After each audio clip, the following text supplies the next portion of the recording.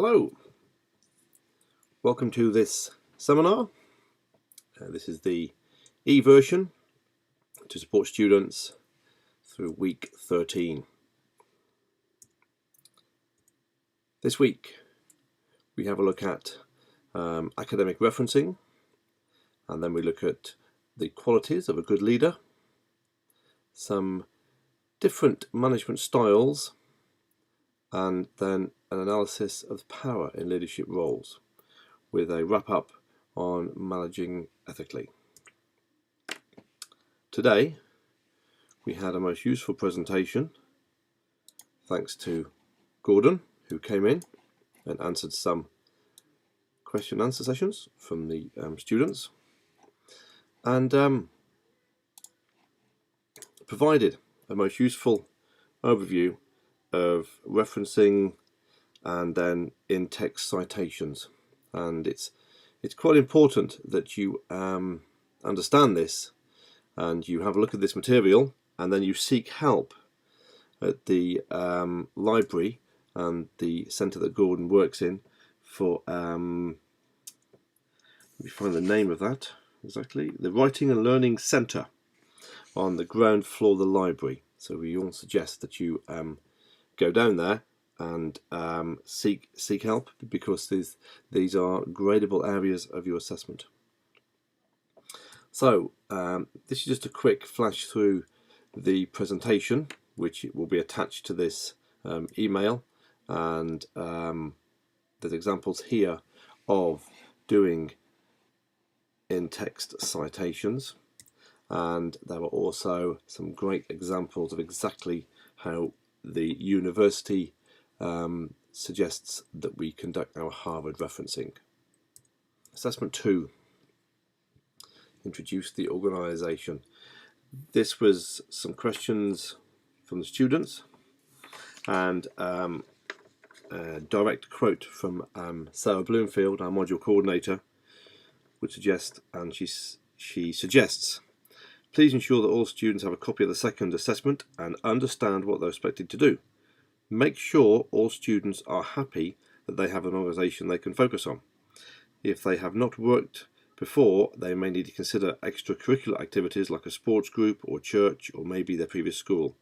At the end of the seminar, as every week organisation behaviours, we have included a list of theories they could consider choosing from for their assignment. So this is very important with this assessment, and you've got a few weeks left yet, but do not leave it too late to decide on an organisation to use with the theoretical application. And this point 2 here is applying the theory to your chosen organisation. So please seek help with myself, Sarah Bloomfield, Niall Ashley, or Diana, but mainly if you're in my cohorts, myself and then Sarah Bloomfield, verbally via email, just to clarify what organisation you would like to use, and potentially how you intend to apply the theory. Leadership and management, and defining leadership. With this activity, there will be a brief sort of introduction on characteristics, skills, abilities, personality traits. They're all really, really important when trying to define leadership or compare the differences with leadership versus management.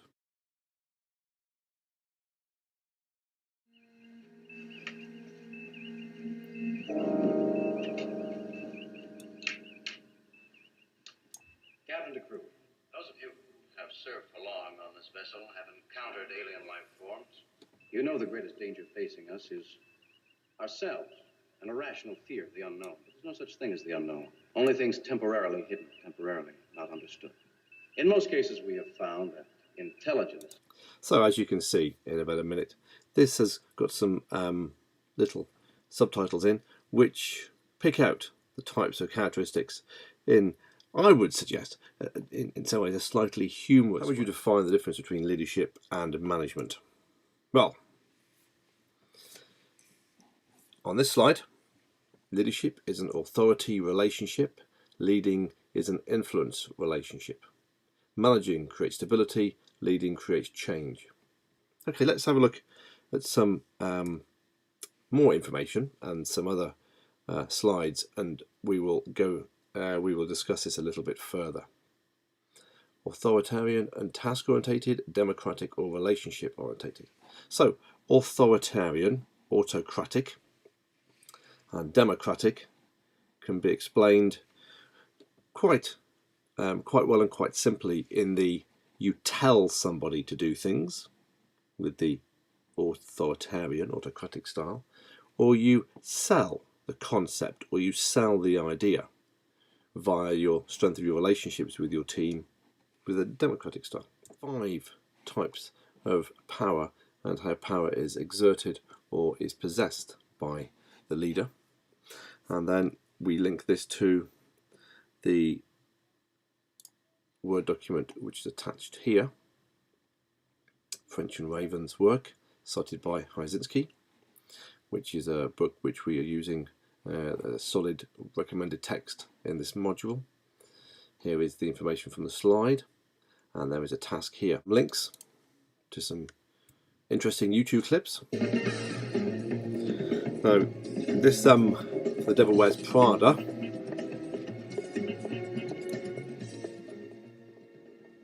From The Devil Wears Prada is the sort of boss you would not want to work for. I would imagine that there might be employees who would like this sort of behaviour. Personally, I would not. But if anyone's seen the film, personally I haven't, but Sarah's found this rather useful clip for this, and it really takes authoritarian and extreme amount of autocratic and over the top coercive power to a different level. But it is worth watching. It does demonstrate a point pretty well.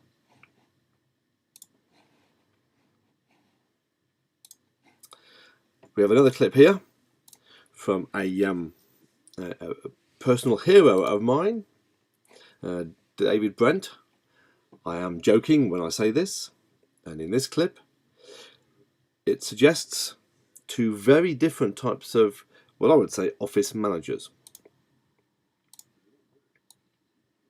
You tell David? Yeah, I told him in time. Oh, I'm really sorry about that. It's sorted. Let me sort that out for you now. I don't want to call No, don't worry, it's fine. So here is one manager having a chat, more informally, to his team, and then exerting an action to sort it out. And here is one of my sort of leadership idols doing some exercising on the office floor, rather inappropriately. A couple of things, David. Did your wages go through okay this month? Yeah. Yours, Gareth? Yep, fine. Good, so you two are okay. Phew. Why then has one of your team come to me saying they haven't been paid this month? How are you doing it? Someone feels they have to go over your head and come to me. It really is good. It's some great examples of really how not to lead, but it's rather entertaining as well. Hopefully you will enjoy that. And there's another one with a rather humorous example with Tim and Gareth, for those of you who've seen The Office. As we talked about previously, just a little bit on coercive power, about managing ethically. And then we have some examples which would have been discussed a little bit further in the class. Think about the ethical implications. Now, ethical, sort of understanding this word, ethical, and being unethical, i.e., is it correct? Is it socially just to use this type of power? Some people might even say it's an abuse of leadership and management power. So we would have discussed these areas in detail and asked for people, once we've described what it is, and asked for people to then sort of offer their own opinions from their own experience. Some of the leadership theories, which are quite useful to discuss. Personally, I like this one here, this Continuum of Leadership Behaviour by Tenenbaum and Schmidt. I feel that this is a rather useful. This is a PDF, which if you would like a copy of this, you can email me. This is a continuum of leadership behaviour, and personally I feel it shows and indicates quite clearly a spectrum. So on this side of the model, we've got authority by the manager. So authoritarian, autocratic on this side here on the left. As it says, manager announces decisions. Then manager starts to sell the decision, presents ideas, presents tentative decisions subject to change, presents problems, suggests actions that will resolve this, defines the limits, asks the groups, listens, and then permits subordinate functions within superior defined limits. So here is manager authority, here is employee power. So we have autocratic in this area, democratic, moving to the other management style, which is slightly less mentioned, which is laissez-faire, which is spelled LAISSEZ FAIRE. So the laissez-faire roughly translates to sort of leaving things to take their own course, with little or no management interference. So then that's right at the very end here, where subordinates, operate within superior defined limits, and then just maybe report back or feed back to the manager with very little contact or limited communication.